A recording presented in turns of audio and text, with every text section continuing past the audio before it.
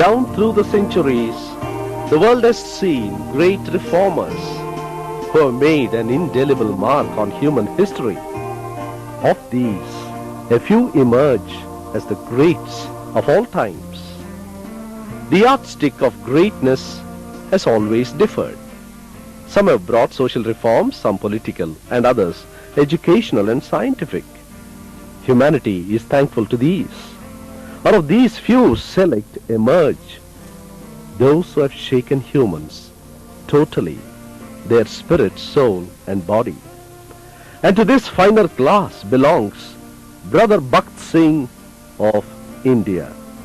Internationally acclaimed as one of the greatest revivalists, his mark on the international scene, especially India, is unmistakable.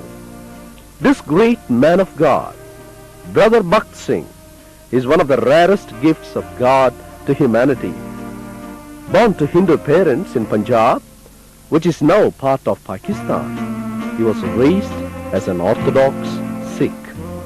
Graduating from the Punjab University, he went to England as a student of agricultural engineering. In 1929, as a young man of 26, he tried his hand at various pleasures the world could offer, but alas, he was left empty. In a wonderful way, he came to hear about Jesus Christ, the person whom he was taught to oppose and avoid. That, however, was not to be. The Spirit of God prevailed upon this bright young student, and he accepted Jesus Christ as his Savior, confessing his sins. At once, he found peace and forgiveness, which he had been so fondly seeking all those previous years. In 1933, after a gap of about 7 years, receiving a call from God to serve as his witness, he came to India. He put the biblical truths to test. He looked to God alone by faith to meet his every need. Trials and testings followed him. But these experiences only made Christ nearer and dearer to him. He labored as an evangelist in Karachi and other parts of North India. God used him to bring a mighty revival in Martinpur, now part of Pakistan. God began to move in unprecedented ways upon the hundreds and thousands of people who came to hear about Christ from this young Punjabi.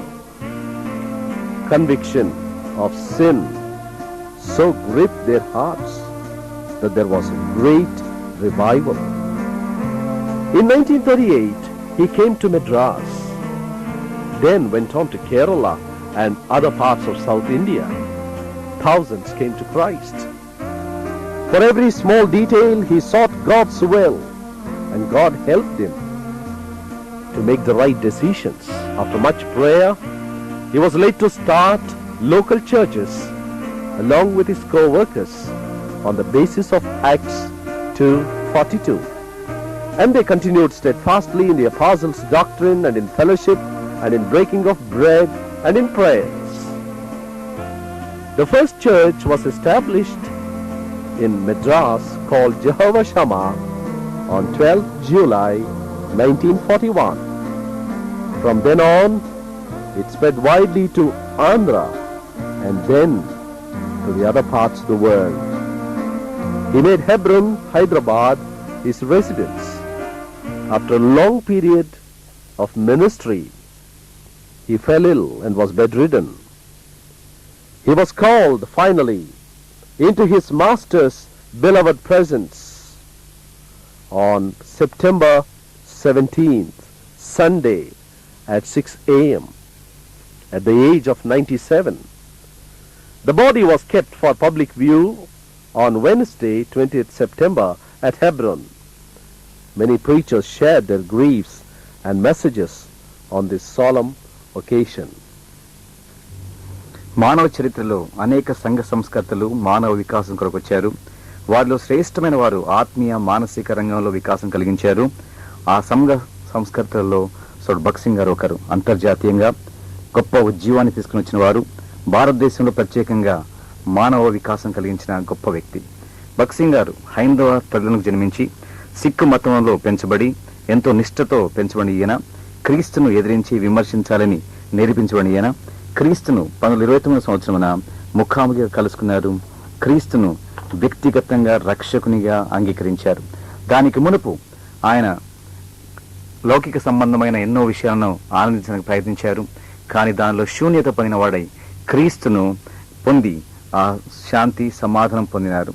తర్వాత 1933 సంవత్సరమున ఆయన మరల భారతదేశానికి వచ్చి ప్రభు యొక్క సేవను ఆరంభించారు. Bible సత్యములు సేవ ఆరంభించక మునుపు సత్యములు పరీక్షించారు. ఎంత పరీక్షించినా అంత ప్రభువునకు సమీపంగా చేయబడ్డారు. ఆ విధంగా దేవుని యొక్క వాక్య ప్రకారము ఆయన ఆరంభించారు. తర్వాత జూలై మాసం 12న 41 సంవత్సరం మెడ్రాస్కి వచ్చారు. మెడ్రాస్ నుండి హైదరాబాద్కి వచ్చారు. హైదరాబాద్లో నివసించి ప్రపంచమంతా కూడా సేవ జరిగించారు.